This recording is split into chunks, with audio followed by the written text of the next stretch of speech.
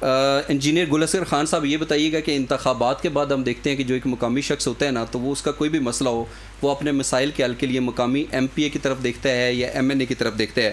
تو آپ کے اپنے علاقے کے اندر محکمہ اریگیشن کے عارضی ملازمین تھے جن کو آپ نے مستقل کرایا. تو یہ بتائیں کہ کیا وجہ ہے کہ لوگوں کو اپنا جائز حق لینے کے لیے بھی کئی سال انتظار کرنا پڑتا ہے، اور ان کو ریلیف دینے کے لیے ایک ایم این اے کا کتنا اہم کردار ہوتا ہے اپنے لوگوں کے مسائل حل کرنے کے لیے؟ جی thank you for giving me opportunity.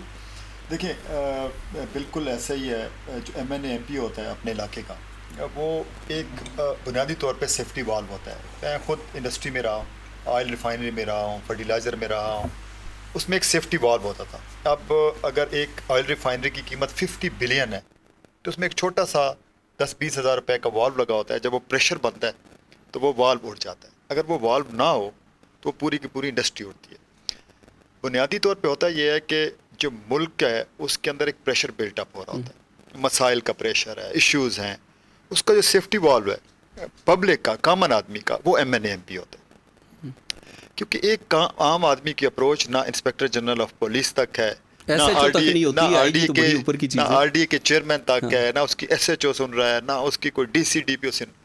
اس نے جا کے نوک کرنا ہے ڈور ایک ایم این اے کا اور ایم پی اے کا. تو اس وجہ سے responsibility M N A M P کی بڑھ جاتی ہے. صحیح. اور بہت امپورٹنٹ رول ہے. میں کہتا ہوں کہ جو پولیٹیشین کا اس ٹائم جو امیج رسپیکٹ چلے اس کو ملٹیپلائی کرنا چاہیے. اس کی وجہ تب جا کے یہ آپ کی پریشر جو ہے وہ ڈاؤن ہوگا. وہ آ کے صحیح. اس میں ہمارے پاس جو امپلائیز 57 امپلائیز تھے، یہ 2001 میں مشرف صاحب نے وہاں پہ تھل گریٹر کینال کا جو ہے افتتاح کیا اور امپلائیز کو ہائر کیا گیا. اور ان کو 20 سال ان میں سے کچھ بیچارے تو ریٹائر ہونے والے تھے اور ان کا بریڈ اینڈ بٹر صرف وہی نوکری ہے. کوئی چوکیدار تھا، کوئی پٹواری تھا، نچلے لیول کے لوگ تھے. تو ہم پنجاب میں ہم نے اپروچ کیا. چیف منسٹر صاحبہ کے ہم شکر گزار ہیں، انہوں نے ہماری بات سنی.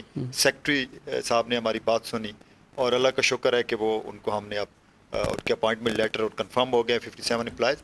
اور وہ پھر ہمارے پاس آئے، انہوں نے شکریہ ادا کیا. تو یہ ایک بہت بڑی ان کو جسے کہتے ہیں ان کا ریلیف ہے، کیونکہ آپ جب کنفرم ہوتے ہیں تو ایک آپ کا پریشر جو ہے آپ سے، تو میں آپ کے اگر جمہوری حکومت نہ ہو تو پھر یہ سلسلہ ایسے ہی چلتا رہے، ان کی مشکلات ویسی کی ویسی رہیں. ایسا ہی ہے، یہ جمہوریت کا حسن ہے. وہ ہم تک آئے اور ہم نے ان کا مسئلہ جو ہے پہنچایا، ان کے پراپر فورم تک پہنچایا. اچھا یہ بتائیے، یہ تو آپ استحکام پاکستان پارٹی سے آپ کا تعلق تھا، آپ حکومت کے اتحادی تھے. ایک لمحے کے لیے فرض کریں کہ آپ کا تعلق پاکستان تحریک انصاف کے ساتھ ہوتا، سنی اتحاد کونسل کے ساتھ ہوتا، تو جس طریقے سے مریم نواز صاحبہ نے بطور چیف منسٹر پنجاب آپ کو اربوں روپے کے فنڈز دیے، کیا آپ کو پھر بھی یہ فنڈز مل جاتے؟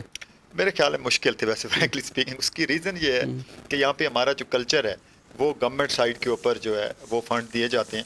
اور گورنمنٹ کے جو M N A M P ہوتے ہیں، وہ پچھلی گورنمنٹ بھی اور عمران گورنمنٹ میں بھی یہی ہو رہا تھا کہ جب وہ پاور میں تھے تو اپنے M N A M P s کو اکوموڈیٹ کر رہے تھے، ان کو میکسیمم فنڈز دے رہے تھے. لیکن کچھ جنیرک فنڈز بھی ہوتے ہیں، وہ دونوں سائڈ پہ جا رہے ہوتے ہیں. جیسے اینول ڈیولپمنٹ پروگرامز ہوتے ہیں، پنجاب میں پی ایس ٹی پی ہمارا فیڈرل میں، اس کے اندر جو منسٹریز پروجیکٹس دیکھ رہے ہیں وہ وداؤٹ ڈویژن کر رہے ہوتے ہیں. اس میں کچھ ہیلتھ کے ہوتے ہیں، کچھ ایجوکیشن کے. تو اس میں تو ہم نے تو الحمدللہ 3.75 بلین (پونے 4 ارب) کے نہ صرف فنڈز منظور کروائے، بلکہ ہمارا تو کام بھی شروع ہو گیا، اللہ کا شکر ہے. سرویز اور وہ ان شاء اللہ تعالیٰ ہمارا ٹارگیٹ ہے کہ ودن 4 months ہم وہ روڈس کمپلیٹ کریں گے ان شاء اللہ تعالیٰ. اور بھی ہمارے اسی طرح کے جو تھے، ابھی رکھلا منڈی میں کچھ دن پہلے بڑا پہاڑی علاقہ ہے، اس میں پانی کا ایشو آیا تھا، تو ہم پی ایم ڈی سی کے چیئرمین سے ملے اور اللہ کا شکر ہے وہاں ہزاروں کی آبادی ہے رکھلا منڈی میں. تو ہم نے وہ لائن بحال کر کے عام آدمیوں کو پانی کا ہوا، کیونکہ پہاڑی علاقے میں پانی کا بہت بڑا ایشو ہے. اچھا یہ جو تاثر پایا جاتا ہے کہ جو سول بیوروکریسی ہوتی ہے نا، وہ سیاستدانوں کی بات نہیں سنتی، یا بیوروکریٹ سیاستدانوں کی بات نہیں سنتے، اب یہ تاثر کیا غلط ثابت ہو گیا؟ اس کی میں آپ کو تھوڑی سی بات لمبی ہو جائے گی، لیکن آپ کو ٹیکنیکل بات سمجھاتا ہوں. ڈپینڈ کرتا ہے کون سا پولیٹیشین ہے.